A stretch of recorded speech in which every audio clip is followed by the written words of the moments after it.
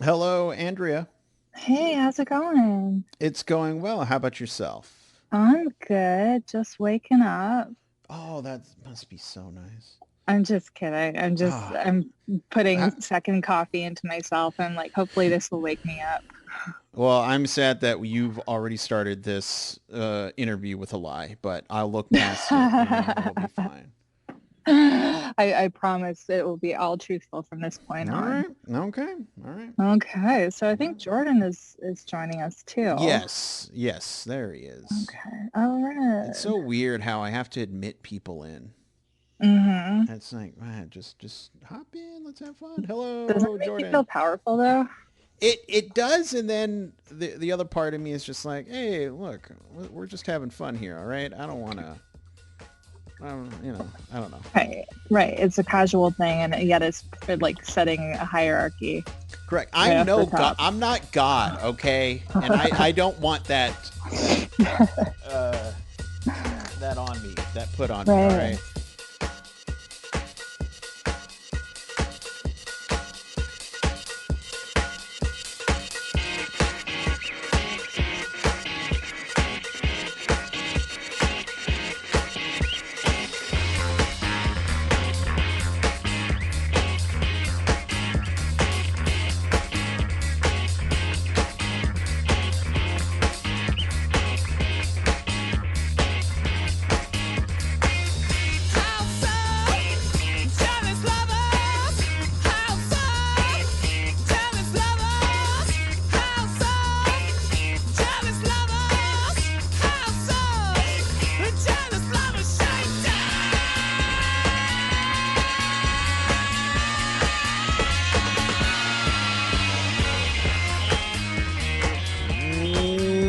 Welcome, everybody, to Casting for Two, the podcast, as always, hosted by me, Chris.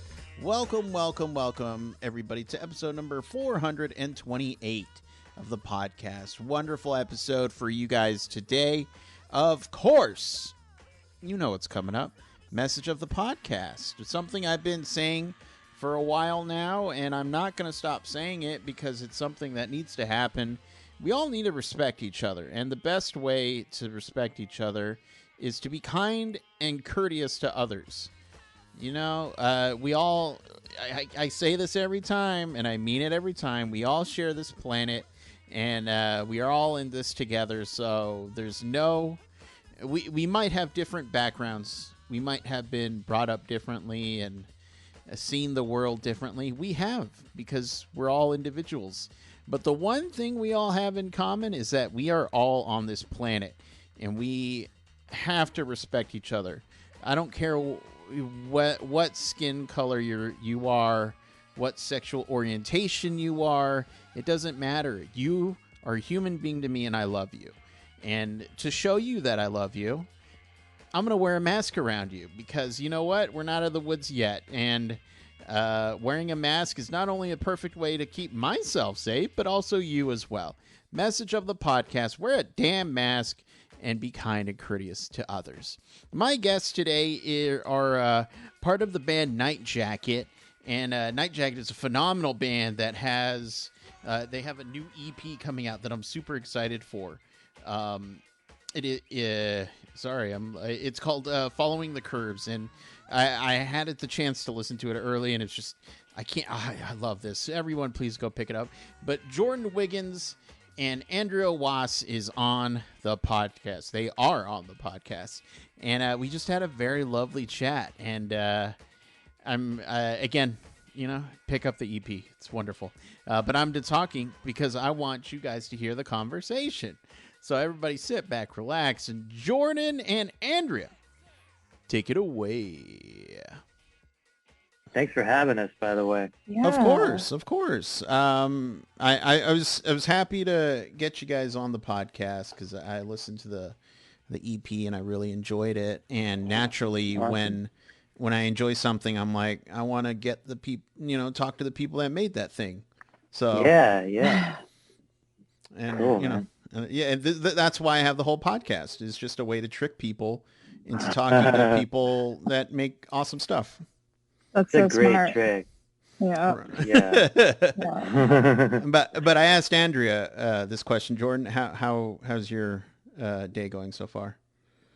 It's good so far. This week's flying by. I had a couple Mm. birthday celebrations I went to Tuesday and then last night. So it's kind of broken the week up nicely, and we're almost to the weekend already. Oh So yeah, it's it's Thursday. Mm. good. Already.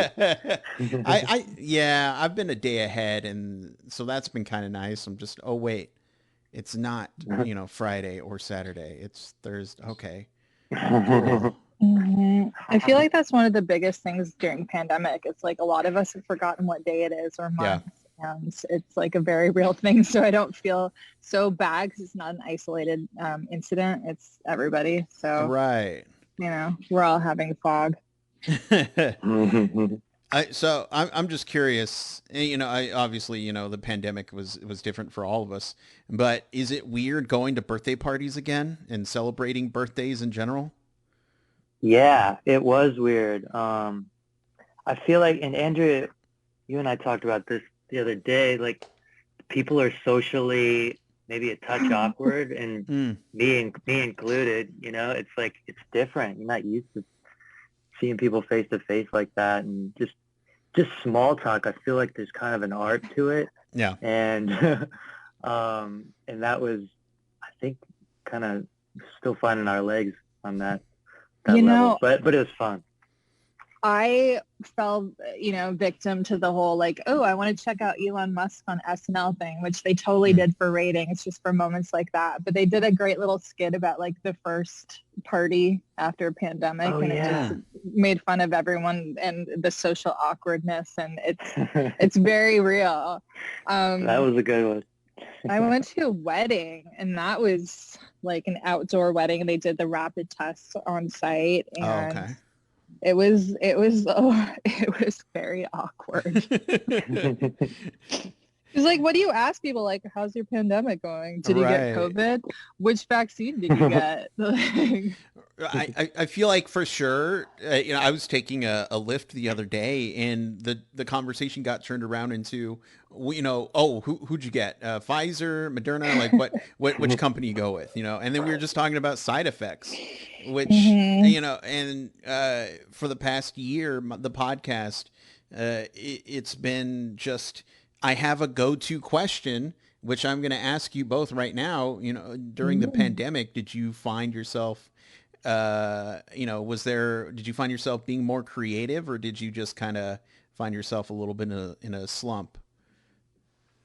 I was in a slump. How about you, Jordan? Good question. I don't know if I was more or less creative. I do feel like for a time there, I had more time to be creative. Gosh, maybe it all evened out. There was definitely a time, I wasn't, working on other stuff, so I had more time to focus in on Nightjacket music. But yeah, I gotta say, I probably wasn't more or less creative, but I probably should have been more creative. So. See, that's the thing. I feel like a lot of us are beating ourselves up for not having like written screenplays and whole albums and stuff. Because there are some people who are like totally prolific, but like they also had means to be, like Taylor Swift put out 2 records, but at the same time, I'm sure she wasn't struggling to like figure out how to pay rent, etc. Right. And like a lot of us, and I found I was like, okay, I have all this time now. But also with like the, stuff that was going on with politics and end of days feelings, it was like, I had to do so much stuff to like take care of my head, like meditate, yoga, like 12-step programs, and you fucking name it. And by the end of the day, like I didn't have any energy left to create. So that was the thing. And then even like, reading the room, it's like, does anyone care about my silly little songs right now? Well, they're, it just seemed a lot to ask for attention. And then even like, promoting yourself like felt really weird. And like Nightjacket, we did get a chance to get together and do like a little live, like video, like show. We did 4 songs, and the day that it was going to be released was on Juneteenth, which is like not a great day to be posting about anything. You know, it's like, okay, so you had to be really careful about what you're doing you know, in the social world. And it was just like a lot, you know? So yeah, to answer your question, it was a weird year. Yeah. It was one of those things because I'm in the slump category. Okay, Where yeah. it's Welcome. yes. Well, it's because as far as podcast work, that didn't slow down at all. It just started ramping up, and as it is, I've been feeling just a bit more exhausted, you know, even before the pandemic. But then when that's happened, I was just, I am just I woke up today just exhausted, and I'm still exhausted, and I've been exhausted for weeks now, and it's just like, okay, let me put out this podcast, you know, and it's just trying to work through it. But yeah, so many people I talked to, there was just this overall pressure of, I got to do something creative. I got to do something for me. I got to blah, blah, blah, blah. When it's just, you know, for the other half of people, it was nice to just hit that pause button because we're so go, go, go, go. Now it's just, I can just relax. I can do nothing and, you know, just zone out, or I don't know, eat a sandwich at 8 a.m. because who cares? You know, it's just what, there's no rules anymore. No. But, That's so rebellious. right? Look at me, Mom. Sandwich. You said I couldn't do it. No, but it's yeah, and I totally get, you know, both of the feelings where you know, I should be more creative, or you know, I need to focus on me. It's just this whole situation has just been so unique, and I don't want to make light or highlight anything, but it's just one of those things that we all went through it together, and that's kind of special.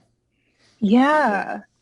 But I was thinking about this earlier today. I'm like, okay, after this, like after we've done our initial, like which shot did you get and whatever, is it going to be like Fight Club where we just like don't talk about it? You know, like, we choose to ignore like what happened just so we can go on. Like it's like a form of PTSD where we just like try to not talk about pandemic days and move on, knowing it happened, but like refusing to acknowledge it anymore. Oh, for sure. I feel like that's going to be a thing in 5 years. Just everyone's just like, we went through that thing. Okay, move on. Right, exactly. Like get over it. Because even I did this like songwriter panel where I was lucky I got to listen to like some people's songs and give them gentle critiques and stuff, which I always find hard to do because I don't like critiquing people's art. But like some people had, you know, mentioned the pandemic in their songs and their masks and stuff. And a couple people on the panel, we were all like, don't, because we're not going to want to hear songs about like, oh, you took your mask off like later, because it is very like time specific. Right. So yeah, that's, you know, I definitely don't want to hear music in the future talking about these years or this year. Yeah, you know, same.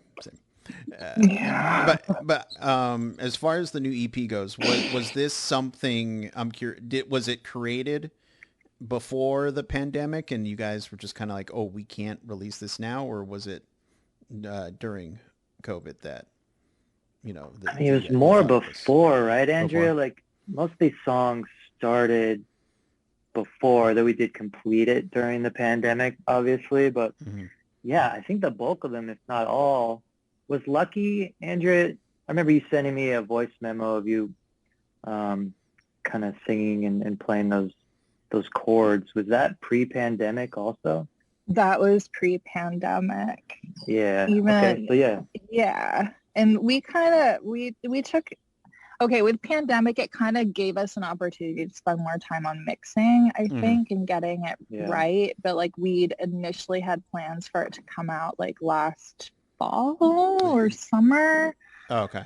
and it kept getting pushed back, and it was just one of those things where like we did kind of take the time, and I think only one person had called us on it and was like, hey, where's that EP you promised? Like it was just one person, so everyone else was pretty patient.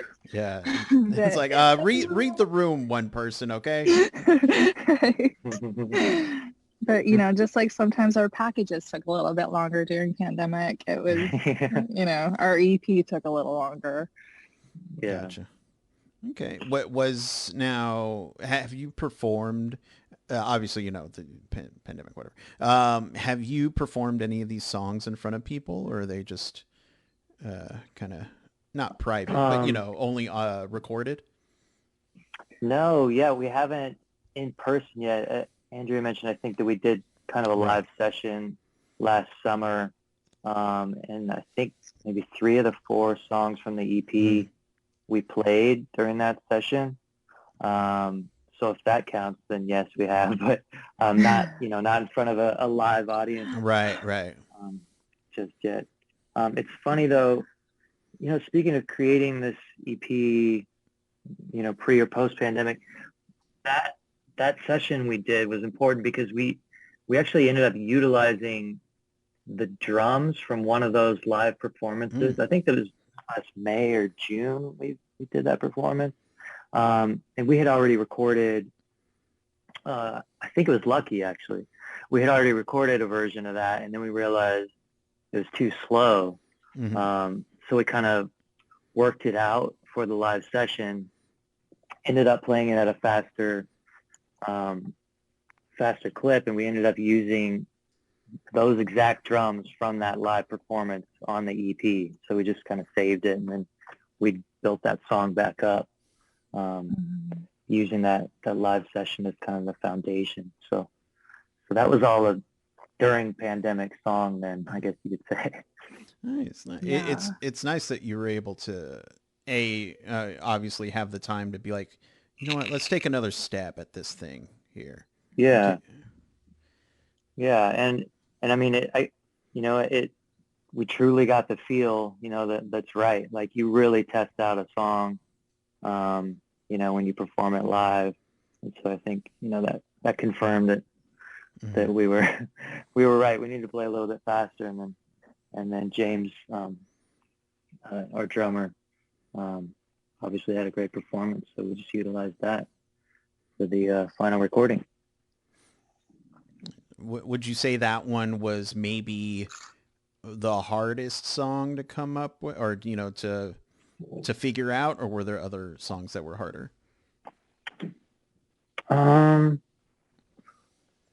Yeah, I don't know if it was harder. It was, it definitely a longer process because the fact that we recorded it twice. But yeah, maybe that song and a song called "Burn Through the Atmosphere" that just came out a couple weeks back. We put a lot of work into those, just kind of adding and layering and mixing and tweaking.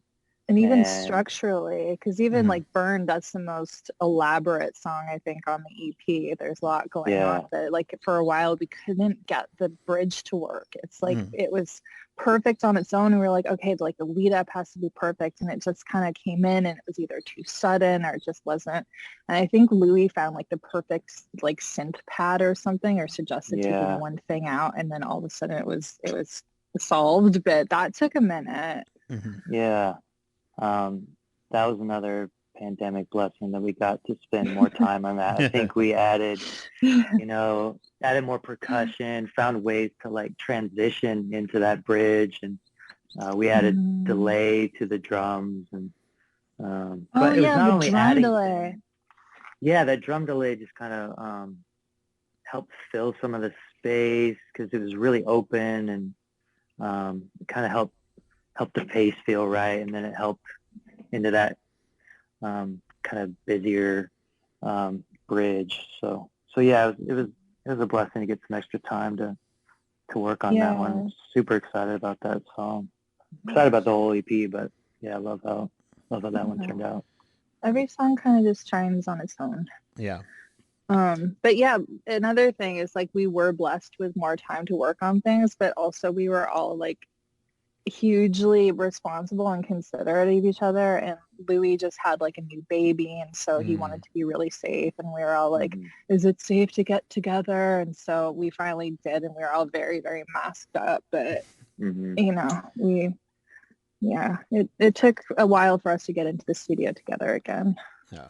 I mean, yeah, no, that's perfectly reasonable. Yeah, so take that person who got mad at us for not releasing last time. Yeah. We were responsible. Is there off the EP, is there a song that you're looking forward to playing in front of an audience?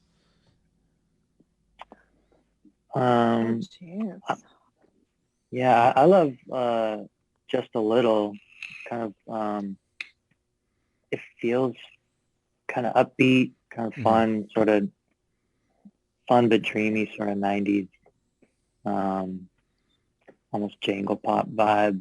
I'm excited about playing that one. Do you have one, Andrea, that you're looking forward to? I mean, I'm looking forward to all of them, which is, you know, they're all our babies. It's a cop out. I understand. I get it. No. But no, I'm excited about doing Burn because we actually haven't done that even on the like the little the live stream. We didn't do that, so I feel like that's going to be an interesting one to even like try to construct and get together and do live. So that's one. And then Lucky is such a sweet song, and I'm really looking forward to, I don't know, being in front of people. It's going to be so weird because I already get stage fright as it is, and now I'm going to be like, what do I do here? Yeah. You know, it's always awkward. It's like, okay, looking into the audience, and you're like, okay, I don't want to lock eyes with anyone because that's creepy.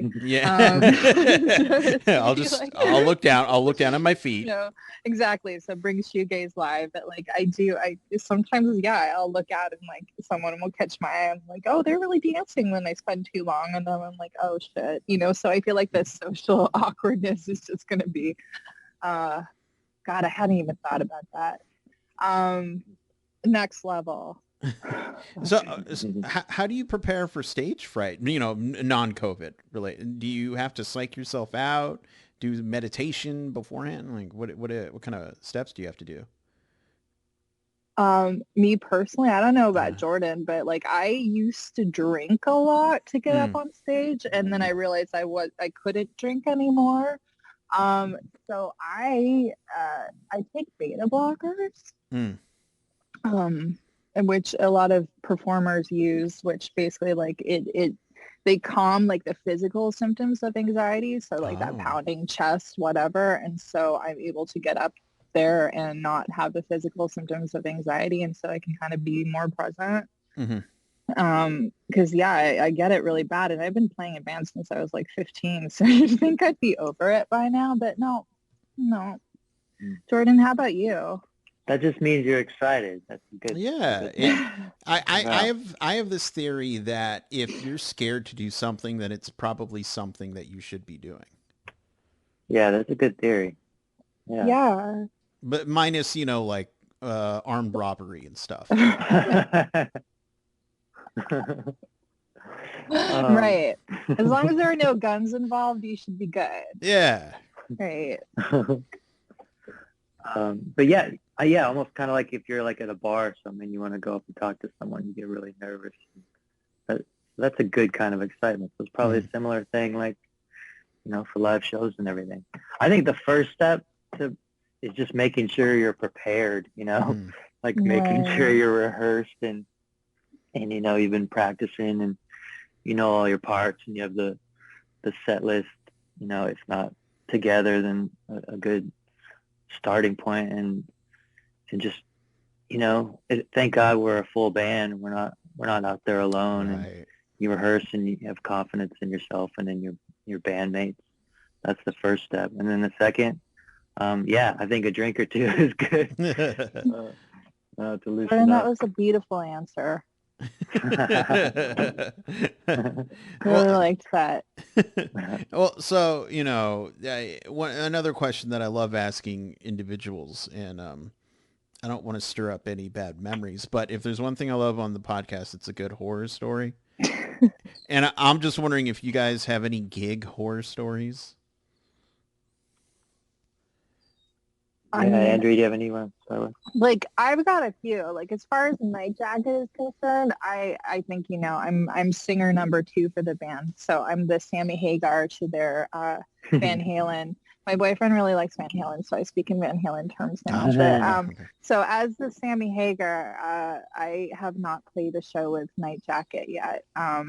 I mean, Jordan and Louie told me a story the other day about their drummer not showing up for a gig. Oh Oh. God. Oh. That sounded horrible. Yeah. Oh.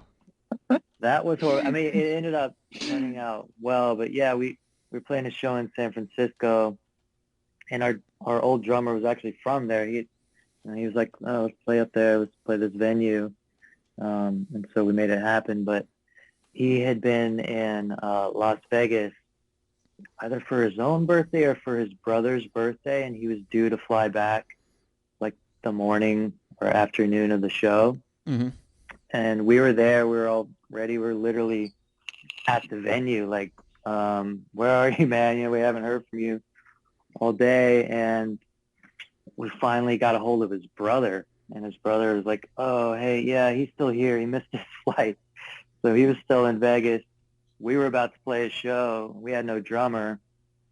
So we had to go into the car. Luckily, I had my computer with me and, like, the files I'd used when we put our old album together, and we just put together a drum backing track just in Logic, like 5 minutes before the show. Basically, we just knocked it. We was literally in like my cousin's car, just like putting together usable drum tracks, and then I brought the computer on stage, had it next to me, and just hit spacebar, and then we would play along to the drum tracks. But the audience thought that's how we meant to do it. Yeah.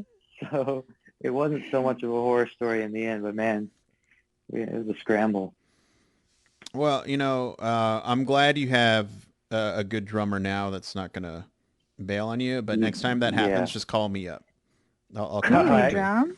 I have it always dawns on me how long I've been drumming, but I've been drumming for at least 18 years now. God. I forget it's been 18 years, but it's like, oh yeah, when I stop and think about it. And I feel like I can outperform a computer. I'm not tooting my own horns, but I grew up with jazz, so I can accompany very well and keep time. Oh, yeah, That's jazz. You can think outside the box. That's really a good skill. It's one that I didn't appreciate growing up because it wasn't rock. This isn't Foo Fighters. This isn't Queens of the Stone Age. But as I grew up, I was just, oh, I can jam with anyone. Okay, I guess that's fine. Plus, jazz is kind of in right now. You hear all the Gen Z stuff, and it's like got elements of jazz to it. Yeah. So, like all the free form. It's kind of like jazz meets Grateful Dead. There you go. And that's what I bring to the table. Perfect. Well, your number is going to be saved.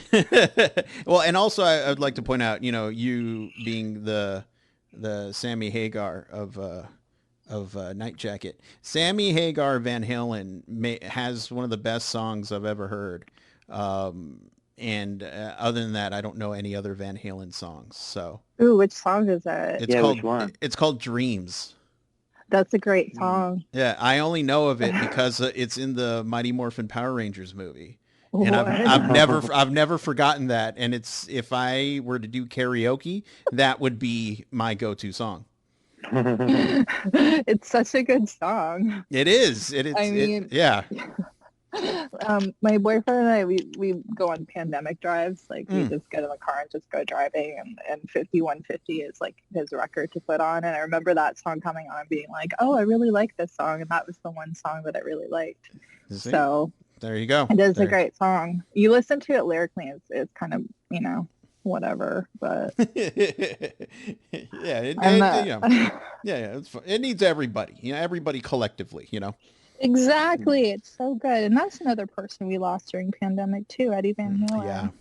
Yeah. Pasadena's finest. Yeah, I forget he was from Pasadena. Yeah, that's where that band's from, which is right down the street from our studio in Eagle Rock. Yeah, and also Wow. where Obama went to college too, right? Yeah, well, Occidental. Yeah, he was there for 2 years. That's where I went to school too. Yeah, before he went over to Columbia. It's Right. all connected. We're all connected. Yeah, we are. Right. So for people at home who would like to pick up the EP as well as follow you guys online, where can they do all that? Let's see. One of the easiest ways, other than the usual streaming platforms, is Bandcamp. You can go there, purchase the EP. You can pre-order it now, and you'll get all the songs are out already.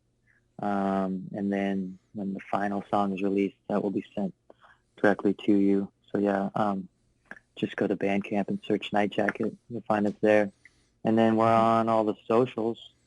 What are we? Nightjacket. Nightjacket Sound on Instagram. I think Twitter and Facebook, just Nightjacket. And yeah, what else, Andrea? I mean, that sounds, I always forget we're on Bandcamp.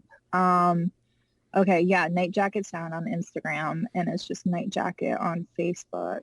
And we are up there. YouTube, I think we're going to release a lyric video for Burn this Friday. Have to put the wheels in motion for that. So there's YouTube if you feel like listening and watching something. But yeah, socials, yeah, just Nightjacket Sound, and then on Facebook. And I think we're a little more active on Instagram.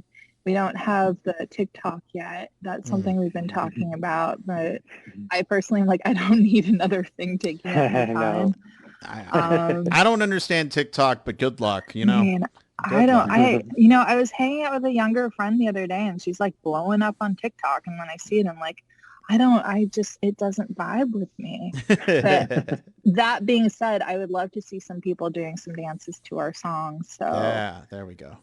You know, like TikTok is so weird because I heard someone like got popular on TikTok with their sea shanties, and then that turned into a record deal. Like, I don't know, it's just. So everybody expect the next Nightjacket album to be she shanties. Yeah, sea shanties. Only on TikTok. Only on TikTok.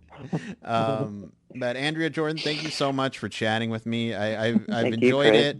I like I said earlier, I enjoyed the EP, and I'm looking forward to hearing more from you guys. And later on down the road, seeing you in person, because I think that'd be pretty fun. Or like playing at a show with us if our drummer doesn't show up. Yes. Yeah. You know what? Either or is fine with me. Either or. Learn the songs just in case. You know. Oh yeah. Okay, we'll do. Yeah. Okay, I got work to do. Okay, I got to go. Right.